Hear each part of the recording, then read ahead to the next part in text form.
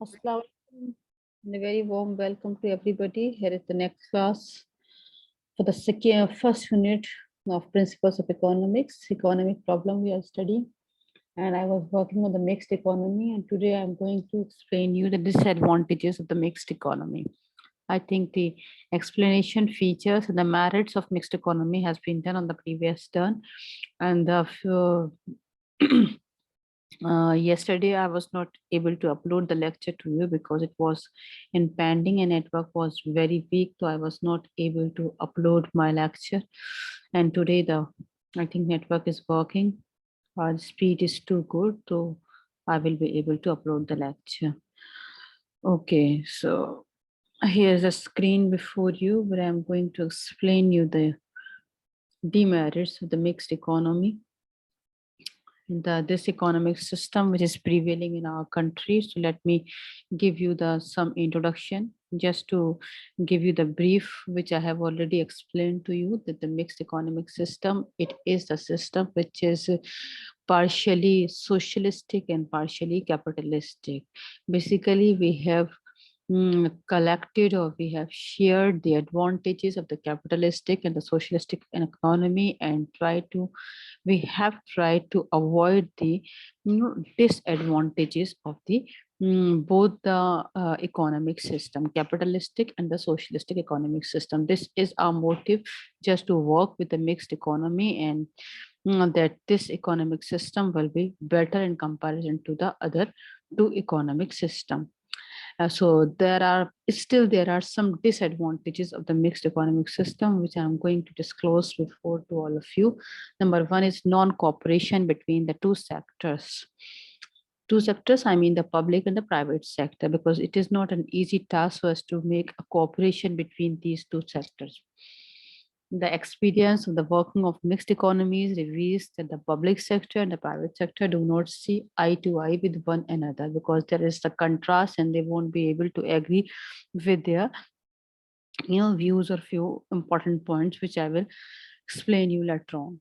The private sector is treated like a stepchild and groans under the restrictions imposed upon it by the state, and the private sector is taxed heavily while the public sector is given subsidies, preferences. So this is the allegation from the private sector, that we are not treated as well as the public sector is. So private sector taxed heavily while the public sector is given all kind of preferences, subsidies over the former in the supplies of input.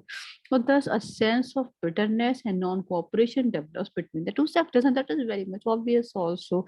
So there's a problem of cooperation between the two sectors, which has emerged as the disadvantage of the mixed economic system.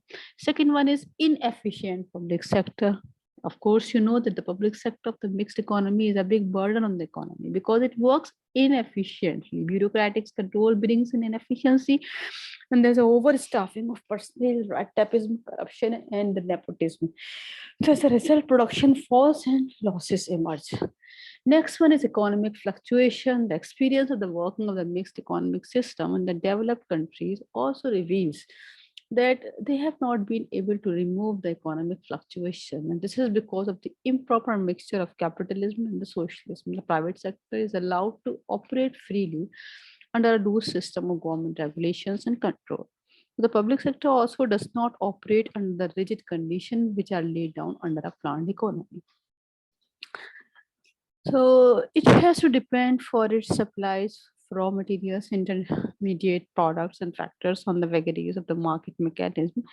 So if in the market the prices of inputs are increasing due to their shortages, the public sector will be equally experiencing these shortages and price increases. So hence economic fluctuations, which are a characteristic feature of capitalist economy, are equally experienced in the mixed economy. That's it. So here I have explained you the demerits of the mixed economy, some demerits also released by the mixed economic system. So what I want to clarify you here, that all the 4 units notes I have prepared. So soon I will upload the notes of economics of all the 4 units on the Google Classroom. So those who have not joined the Google Classroom yet are requested to join it as soon as possible. I'm just concluding my lecture here because If it will become lengthy, it will be difficult for me to upload it.